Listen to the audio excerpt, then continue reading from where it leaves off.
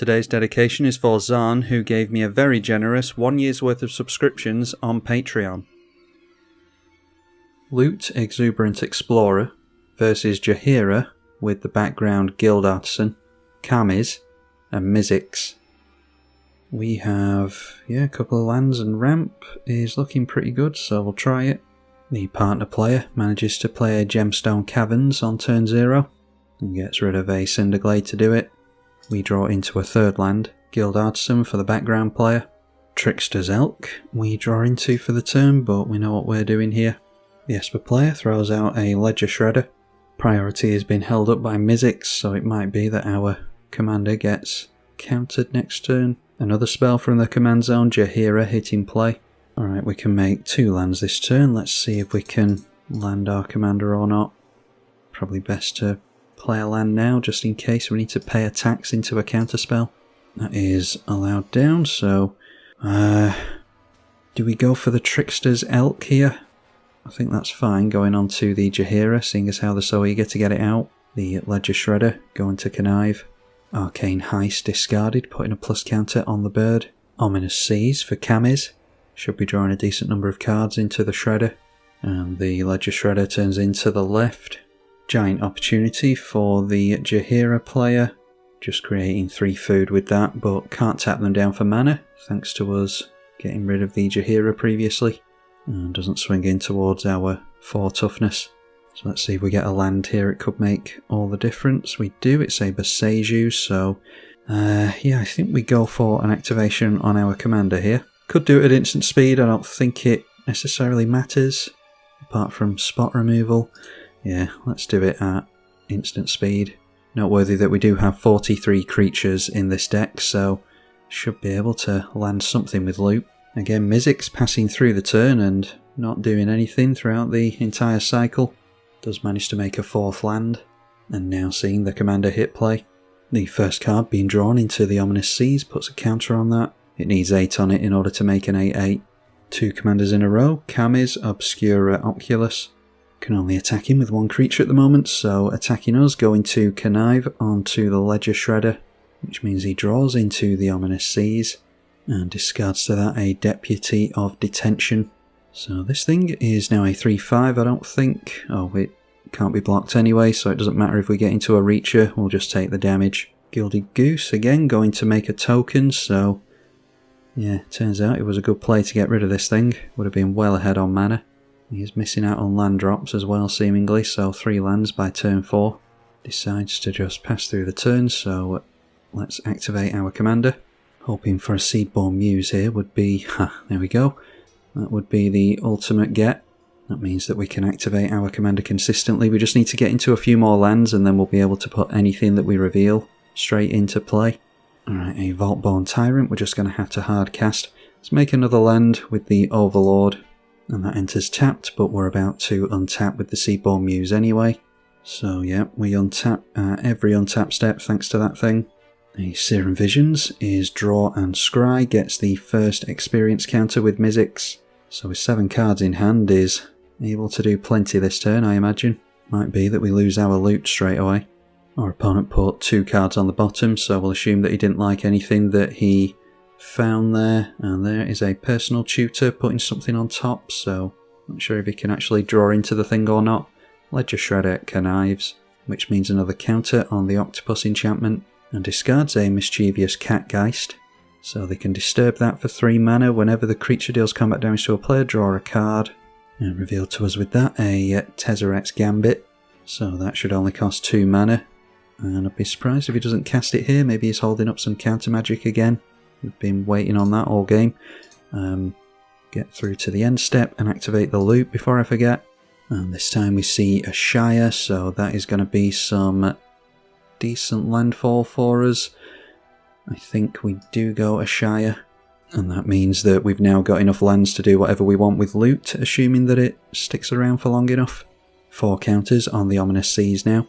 Raffine's Scheming Seer, Flying and Ward 1, and it connives, followed by Shadow Spear triggering his own Ledger Shredder. So can't afford to equip that, but would likely go on the Ledger Shredder. We'll assume that this is going to give the Ledger Shredder double strike at some point. Discarding to the Connive a Daxos of Meletis. Ledger Shredder comes in to hit us, and Kamiz goes in to the right. So that triggers Rafine, conniving 2 because there's 2 attacking creatures, and points the plus counters over at Kamiz. And then Kamiz gives something double strike and something else unblockable. Draws and then discards a Watery Grave. And it is this that can't be blocked, so a 5/7. The commander, a 2/4 double striker, but is about to get plus counters, we assume. So, 6 counters on this currently. He connives twice, and that is the 8 counters that he needs. Our opponent's doing a hell of a lot with not too much mana available to him. Got rid of another land, including a Plains and a Field of the Dead. Alright, so let's try ourselves a loot. And we should be able to just throw down whatever we want here, really. Won't be able to block the Ledger Shredder, though. And now Swords to Plowshares heads on to the Seaborn Muse. Well, we got 2 activations from loot at least. Might have been an idea to see what we get into here first. Right, that is a Mossborn Hydra and a Ramunap. I think, as much as I want to play that Mossborn Hydra, I think making consistent lands would be an idea. So we'll get down Ramunap. So hopefully we're going to be able to get down Last March of the Ents next turn and have it be uncounterable. Jaheira still out of action over here, but manages to make a 4th land at least. And an Archdruid's Charm going after the Trickster's Elk. I think that's exile. Yes it is, so that goes into exile. And now able to make use of the food tokens into a Parallel Lives, so maybe our opponents are not going to be looking at us quite as much. I think it's safe to assume Mizzix doesn't have any counter spells available to him though. Ledger Shredder triggering yet again. And discards a Void Wren this time. 2 cards in hand. 2/3 goes in against the 1/4, which is just for the sake of making a couple of treasure, I think. He won't have to crack the treasure, of course, because he's got his commander back online here.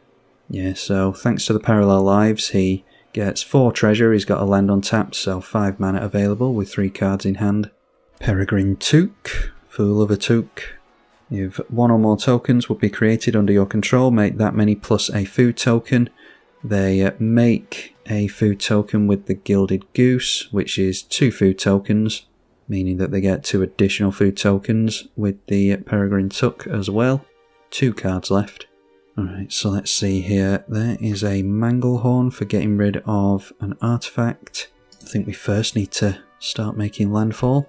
We can do that twice thanks to the loot and the Ramunap, which buffs our Ashire up to a 13/13. We could make another land with the Dryad. It would count as a land as well, and that means that we get another land. So yeah, we can still afford the Last March of the Ents, which is what we're aiming for here. And no need to crack the Prismatic Vista, it's going to be safer in play I think. We can tap it for colours thanks to the Dryad of the Elysian Grove, so now we'll go Last March of the Ents with a 15/15 in play. And this can't be countered, does trigger the Ledger Shredder though. Won't be the end of the world if someone points removal at a Shire. We've still got a 5 toughness creature. Maybe could have swung in to make another land, but I think we're doing alright with this Last March of the Ents. Just discards a basic to the Ledger Shredder. Okay, and it is any number of creatures I think. So we've got 64 cards left in the deck. There is Beast Whisperer. I mean, we're just going to draw a whole heap of cards here, aren't we? Don't have our Reliquary Tower available to us. So I think we just have to get a bunch of stuff down here, really. Yeah, we don't have that much left after we get all these creatures down, so I will go for the Regal Force. I think the Destiny Spinner is going to stay in hand, though. All the other creatures can come in. Maybe could have got the Destiny Spinner down just to make another treasure with the Provisioner, because these are going to count as landfall, thanks to having the Ashire in play, which is now a 22/22. So we'll draw to the Vaultborn Tyrant, we'll make a bunch of treasure. To the Tyler's Provisioner, we'll make Elementals with the Titania, draw even more to the Regal Force. Kogler can fight the Jaheira out of the way, even though it's easily going to come back down again. Manglehorn can at least make the artifacts come into play tapped, and we'll just go after a treasure token, more useful than a food I imagine. And I'll put the Regal Force on the stack before the Titania so that this can make the tokens and we'll draw even more. Maybe going to draw too many, but we'll see what happens here. This is the fun way of doing it, at least. We're going to get 6 treasure to the Tireless Provisioner. So in response, Jaheira is doing something, drawing a card with the Tuck. He sacrificed 3 food in order to do that, so I'm guessing he's going for Heroic Intervention or something. We don't have a Chroma's Memorial in this list or anything like that, so we've got a few green creatures that can give individual creatures haste, but I don't think we're going to be doing too much more of anything else this turn with regards to attacks and that. The Titania, having the Elementals enter, does force us to draw with Vaultborn Tyrant as well, and we're gaining a nice chunk of life from that Vaultborn Tyrant as well. Lotus Cobra will trigger its own landfall, which might come in handy. And there we see a Scrib Ranger, so we can untap our commander if we want to activate it. Not sure we'll be able to do that multiple times though. So we're down to 57 cards and about to see a Regal Force go off. And that draws us a massive heap, including a Beast Within. Manglehorn deals with the treasure, Coglet deals with the commander, we're assuming. And I don't think we can make another land this turn. Well, there's one of the haste enablers in the Surak. So we've got 34 cards left in the deck. I think we're likely to just deck ourselves at this point.